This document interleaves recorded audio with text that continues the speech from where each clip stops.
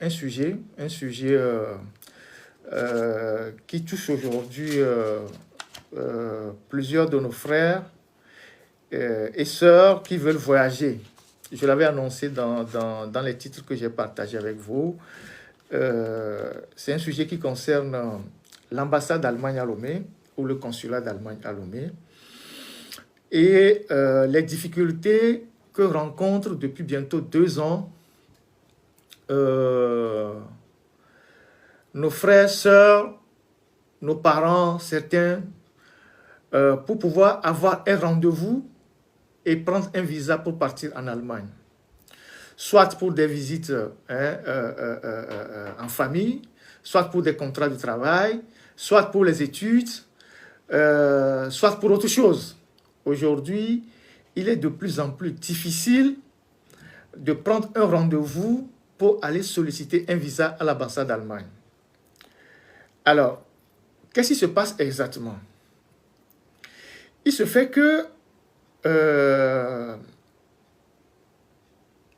que l'ambassade, ayant des difficultés à accorder des rendez-vous à temps aux concitoyens, aux compatriotes qui en font la sollicitation, la disponibilité des rendez-vous aujourd'hui à l'ambassade d'Allemagne à Lomé est devenue un business.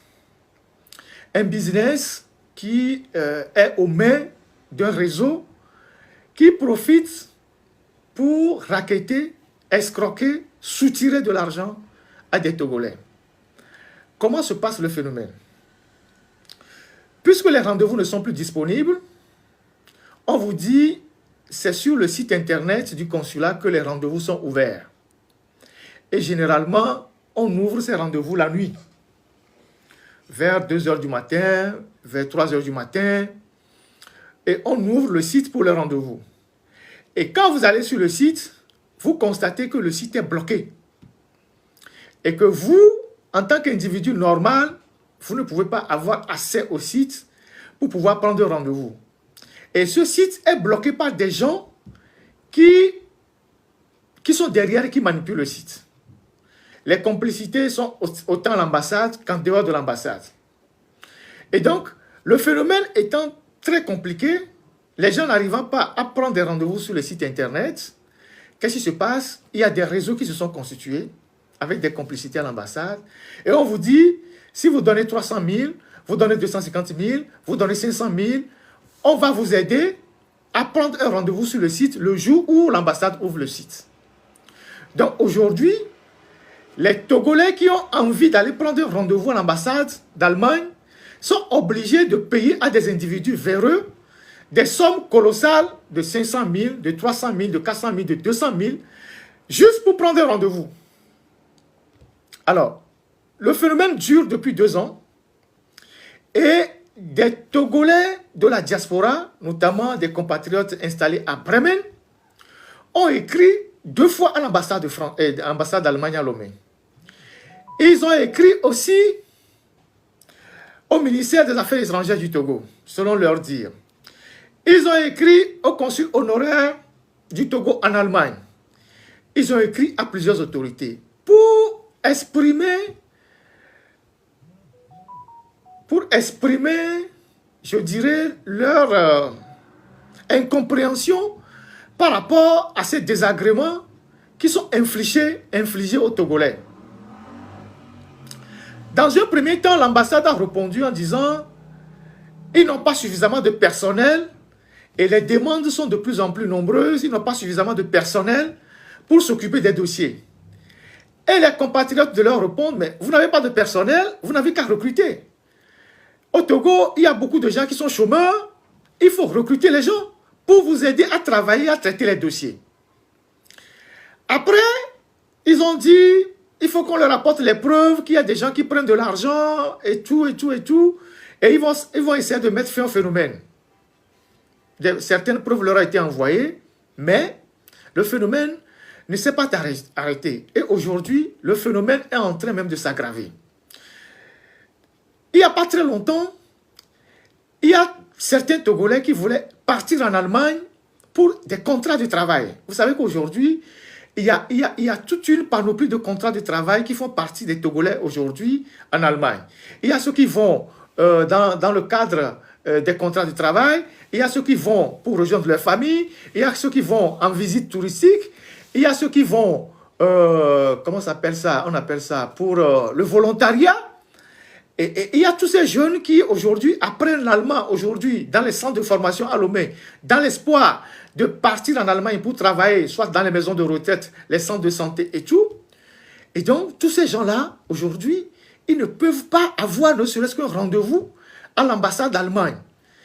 Et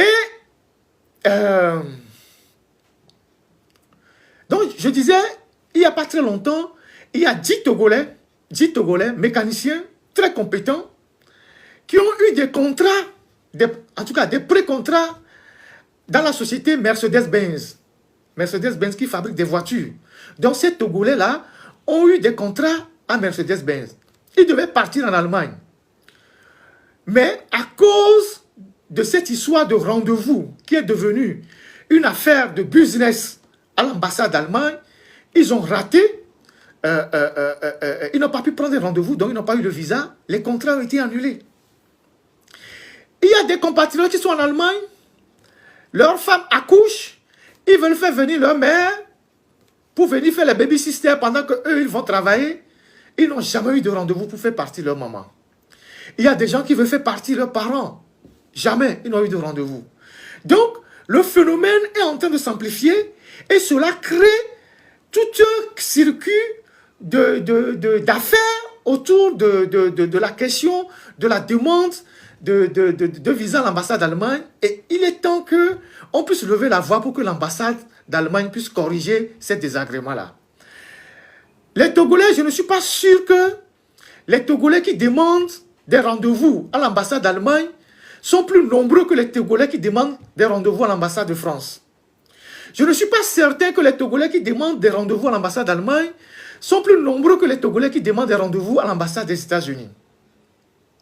Comment se fait-il qu'au niveau des Français, on a pu trouver une solution, surtout que la France couvre d'autres pays, et qu'au niveau de l'ambassade d'Allemagne, on n'arrive pas à trouver la solution? Les Togolais ne sont pas plus nombreux que les Ghanéens. Ils ne sont pas plus nombreux que les Ivoiriens. Ils ne sont pas plus nombreux que les gens du Nigeria. Mais ces gens-là, dans ces pays, les gens arrivent à avoir facilement des rendez-vous à l'ambassade d'Allemagne. Pourquoi un petit pays comme le Togo, avec, c'est vrai qu'on a une forte communauté en Allemagne, l'ambassade puisse créer autant de blocus sur la question de la demande des rendez-vous pour les visas? S'il n'y a pas de personnel, il faut que l'ambassade recrute du personnel pour traiter les dossiers. Mais si l'ambassade estime qu'elle ne peut plus traiter les dossiers parce qu'il y a un afflux de demandeurs de visa ou de rendez-vous, l'ambassade peut externaliser ce service-là. Au consulat de France, on a externalisé la demande des rendez-vous pour les visas. On a confié ça à une société qui s'appelle, je crois, Capago, qui ramasse tout, qui enregistre les rendez-vous, qui ramasse les dossiers et qui les achemine au consulat. Après, quand on traite le dossier, on ramène les dossiers à Capago. Capago vous rappelle, vous venez chercher votre passeport. Si vous avez le visa, vous verrez. Si vous n'avez pas le visa, vous verrez aussi. Donc, si l'ambassade d'Allemagne au Togo est débordée par le flux de demandeurs de rendez-vous, mais soit elle recrute du personnel, soit elle délocalise, elle externalise ce service-là, elle peut le confier à un de leurs citoyens allemands qui peut créer une société au Togo pour collecter les rendez-vous de visa et acheminer les dossiers au consulat. Et le consulat se fait diligence pour traiter les dossiers. Mais la manière dont les choses se passent aujourd'hui, on a l'impression que c'est fait sciemment, surtout que l'ambassade a déjà eu des interpellations des Togolais qui sont en Allemagne. Moi, quand je voulais aborder ce dossier, j'avais cru que la diaspora n'a rien fait pour interpeller l'ambassade et les autorités allemandes, et même les autorités togolaises. Mais là, avant de commencer le direct, il y a des Togolais qui m'ont appelé avec des preuves à l'appui que mais ça fait plusieurs fois que nous interpellons l'ambassade. On a interpellé le consul honoraire du Togo en Allemagne, on a interpellé le ministère des Affaires étrangères au Togo, mais rien n'a été fait. Rien n'a été fait. Et donc, aujourd'hui, la demande de visa, non, même pas de visa, la demande de rendez-vous à l'ambassade d'Allemagne au Togo est devenue une denrée rare. C'est comme du diamant enfoui dans une roche. Il faut se réveiller à 3 h du matin quand on ouvre la bande passante sur le site pour espérer cliquer pour prendre un rendez-vous. Même là, si vous vous mettez même à 5, c'est pas sûr que vous allez pouvoir avoir le rendez-vous. Parce que les réseaux mafieux qui ont pris en otage le système bloquent le site et font passer leurs amis d'abord parce que eux, ils ont perçu de l'argent pour faire passer leurs gars d'abord. Donc, j'aimerais interpeller solennellement ici l'ambassade d'Allemagne. S'ils suivent ce direct ou si les gens ont les moyens de couper le direct et leur envoyer, de leur dire il faut qu'ils allègent les souffrances des Togolais parce que leur méthode de fonctionnement est en train de créer un circuit de corruption dans le pays.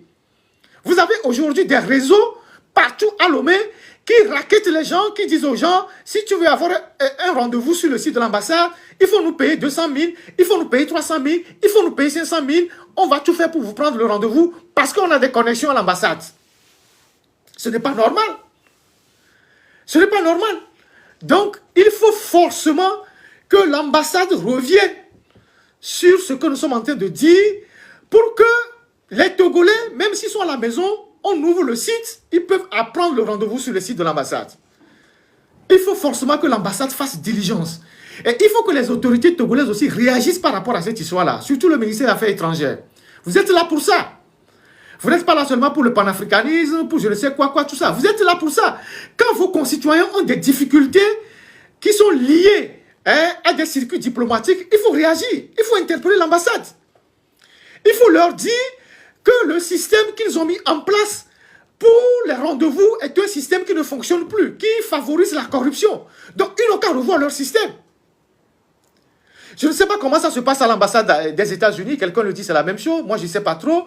Je sais qu'à l'ambassade des États-Unis, il faut aller sur le site et solliciter, et remplir une fiche, et solliciter je ne sais pas, le visa que vous voulez. Il faut remplir une fiche et tout ça. Après, bon, on vous demande d'apporter le dossier physique.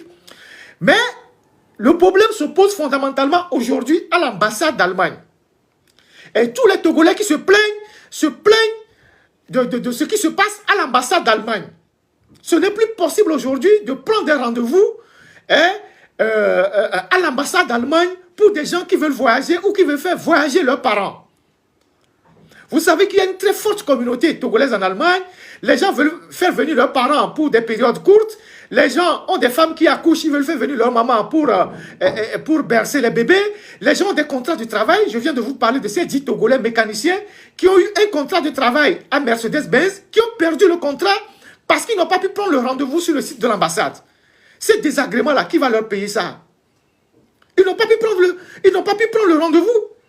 Donc, il est important, il est nécessaire que l'ambassade d'Allemagne, si elle nous suit ou si elle va suivre cette vidéo après, puisse faire un état des lieux au sein de l'ambassade et remettre un circuit diligent qui permet aux Togolais de prendre rendez-vous facilement sur le site de l'ambassade. C'est important. Moi, c'est une interpellation que je fais à travers ce direct. Et si l'ambassadeur, demain, il écoute cette vidéo, ou c'est le consul qui écoute cette vidéo, il faut arranger les choses. Ce travail-là, c'est le travail du ministère des Affaires étrangères au Togo. Hein. C'est vrai que je suis journaliste, je fais écho à ce que les concitoyens m'envoient, parce qu'on a eu plein de témoignages, des gens qui ont été rackettés. On a pris chez des gens 300 000, 500 000, 400 000 pour leur prendre des rendez-vous. Pour leur prendre des rendez-vous. Voilà, il y a M. Abel Kové qui parle aussi de regroupement familial. Donc les gens ont toutes les difficultés à prendre seulement le rendez-vous. Ce n'est pas le visa, seulement le rendez-vous. Le simple rendez-vous. Pour déposer les dossiers, les gens n'arrivent pas à prendre le rendez-vous à l'ambassade d'Allemagne. Donc, lorsque nos pays parlent de souveraineté ou parlent de traitement égal, c'est aussi des dossiers qu'il faut traiter. C'est aussi des dossiers qu'il faut traiter. Il faut faire en sorte que vos citoyens aient au moins ces facilités-là. Donc, le ministère des Affaires étrangères est interpellé, l'ambassade d'Allemagne est interpellée, et les Togolais qui vivent aussi en Allemagne, ils sont encore beaucoup plus interpellés, parce que eux, s'ils arrivent à saisir les instances, certains ont déjà saisi le consulat par 2 fois, ils ont écrit au ministère des Affaires étrangères au Togo, ils ont écrit au consul honoraire. Maintenant, il faut aller plus loin. Il faut écrire au ministère des Affaires étrangères allemand, il faut écrire au Bundestag pour leur dire, voilà ce qui se passe au Togo, ce n'est pas normal. En plus, nous avons été une colonie allemande. Je ne dis pas que c'est une fierté, mais ça devait quand même nous procurer des avantages. On a quand même été une colonie allemande. Comment se fait-il que les gens ont des rendez-vous facilement au Bénin? Ils ont des rendez-vous facilement au Ghana, au Nigeria, en Côte d'Ivoire et au Togo. Les gens ont toutes les difficultés à avoir un rendez-vous pour le visa à l'ambassade d'Allemagne. C'est pas normal. C'est pas normal. Donc, c'est important qu'il y ait une certaine... comment je dirais ça? Il y a une certaine interpellation qui vient de partout pour que l'ambassade puisse se corriger. Et pour que ces méthodes qui consistent à prendre de l'argent chez les gens à l'ambassade d'Allemagne s'arrêtent. Je ne sais pas si c'est au niveau de l'ambassade qu'on prend de l'argent, mais tous les réseaux qui se sont constitués autour des rendez-vous concernant l'ambassade d'Allemagne et qui prennent l'argent chez les Togolais et qu'ils partagent cet argent avec leurs complices à l'ambassade d'Allemagne, il faut arrêter ça. Il faut arrêter ça. On ne peut pas accepter que les demandes de rendez-vous dans une ambassade deviennent un circuit de corruption dans un pays. Ce n'est pas normal. Et l'argent qu'on prend chez les Togolais, c'est beaucoup d'argent. 300 000, 400 000, 500 000. Pour prendre jusqu'à un rendez-vous. Après, on ne parle pas encore des frais de visa. On parle seulement de rendez-vous. Si vous voulez prendre un rendez-vous demain à l'ambassade d'Allemagne, il faut donner 500 000, 400 000 à des réseaux qui, eux, ont la capacité de bloquer le site lorsque le site est ouvert pour prendre les rendez-vous aux gens qui les ont payés. Et si vous n'avez pas payé, vous ne pouvez pas prendre rendez-vous sur le site. C'est pas normal. Puisque le site est ouvert parfois tard dans la nuit, juste pour 2 heures de temps ou 3 heures de temps. Et donc, ces gens-là, ils prennent d'assaut le site. Et comme c'est eux qui ont les clés pour agir sur le site, ils bloquent le site, ils prennent des rendez-vous pour des gens qui sont leurs amis qui ont payé. Et puis, vous qui n'avez pas payé, vous traînez sur le site toute la nuit et vous n'avez pas de rendez-vous. C'est pas normal. Donc, je ne vais pas m'attarder énormément sur ce premier sujet. C'est une interpellation que j'ai eu à faire. On a eu plein de témoignages des Togolais, autant au pays qu'en Allemagne, des gens qui veulent faire voyager leurs proches parents, les gens qui veulent faire le regroupement familial, les gens qui ont des contrats, qui doivent aller travailler en Allemagne. Je vous parle de ces 10 mécaniciens. Vous imaginez des mécaniciens togolais qui ont trouvé des contrats Mercedes-Benz, 10 mécaniciens togolais qui n'ont pas pu voyager parce que le circuit de rendez-vous est pris en otage par des réseaux mafieux. Vous imaginez ça? Vous imaginez tous ceux qui sont là, qui étudient l'allemand à Goethe Institut, aux instituts d'allemand qui sont un peu partout à Lomé, et qui ont des contrats, qui veulent partir, qui n'arrivent pas à partir, juste parce qu'ils n'ont pas de rendez-vous. Ce n'est pas normal.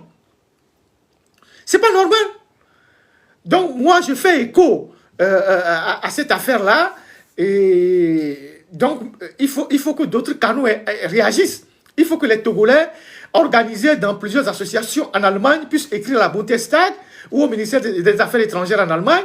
Il faut qu'ils saisissent le ministère des Affaires étrangères aussi du Togo.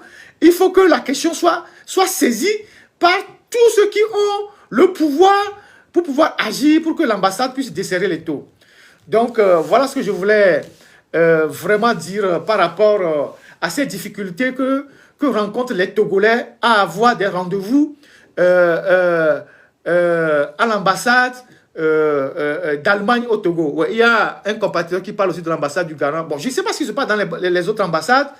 Je ne sais pas ce qui se passe dans les autres ambassades, mais le dossier que j'ai, ça concerne l'ambassade d'Allemagne. Maintenant, s'il y a d'autres ambassades qui font pareil, je pense que il revient aux autorités togolaises de les rappeler à l'ordre. De les rappeler à l'ordre. Ne serait-ce que pour le rendez-vous. Après, ils sont libres de donner le visa ou ne pas donner le visa. On ne parle pas encore de demande du visa. On parle du rendez-vous. Le rendez-vous juste pour aller déposer le dossier. C'est devenu un circuit de marchandage. Après, pour les visas, ils sont souverains. Ils donnent le visa à qui ils veulent. Mais pour prendre le rendez-vous, ça ne peut pas être un circuit de marchandage. Alors, s'ils sont dépassés parce qu'il y a trop de demandes, comme je l'ai dit tantôt, ils n'ont qu'à le faire comme les Français. Les Français ont sous-traité cet aspect à une société qui est dirigée par un autre Français qui s'appelle Capago. Donc, vous prenez le rendez-vous à Capago, vous payez, vous allez déposer votre dossier et Capago achemine tous les dossiers au consulat. Et puis, quand le consulat traite le dossier, on ramène le dossier à Capago, vous venez chercher votre passeport. Si vous avez le visa, c'est bon. Si vous ne l'avez pas, tant mieux. Donc, ce n'est pas normal que des choses comme ça se passent dans notre pays. Ce n'est pas normal. C'est de la responsabilité de nos ministres et de nos autorités de rappeler ces gens-là à l'ordre.